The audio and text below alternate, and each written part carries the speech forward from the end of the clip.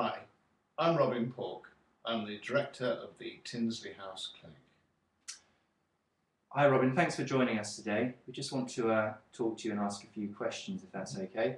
So talking about dyslexia, is it true that more than 30% of children diagnosed as being dyslexic don't have dyslexia at all?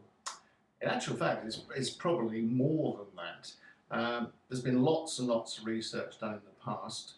Our own particular research carried out at the clinic found 57% of children diagnosed as suffering from learning disabilities actually had a very common eye disorder. The eye disorder is not in actually seeing, but in controlling how the eyes move. Now, this very, very common problem, it's called convergence insufficiency, means that the children suffer because they can't bring their eyes in towards their nose, convergence, or equally take it away from the nose, divergence. Now, obviously, we as humans do a lot of stuff that involves very close work, reading, writing, doing our sums. Now, to do that successfully, both eyes have to be looking at the same target at the same time. Now, usually it's the left eye that fails. When this happens, the right eye comes in and looks at the word that you're attempting to read, but the left eye fails to do that. Now, if that happens, then what will happen as a consequence is that when you try and track across the page, have smooth tracking across the page, reading fluency, the left eye is out of sync with the right eye, and then you get what's called regressions. And what that means is that the eyes are moving right to left far more than they should do. And in fact, you can use a simple program called a visograph, where you put goggles on a child and get them to read a simple passage. Inside the goggles, there are little cameras monitoring each eye. The cameras pick up what the eyes are doing.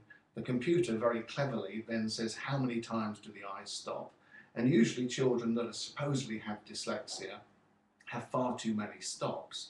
But the interesting thing is they have far, far too many regressions, reading right to left. Now imagine if you're reading a word, saw, in regression it will look like was. Bed, the B's and D's become reversed. It becomes very, very complicated, and the reading is far more, how can I put it? It's far greater effort to read than it should be. Reading should be smooth, it should just happen. If you're struggling to actually get the words off the page, then it appears that you're struggling to process the information.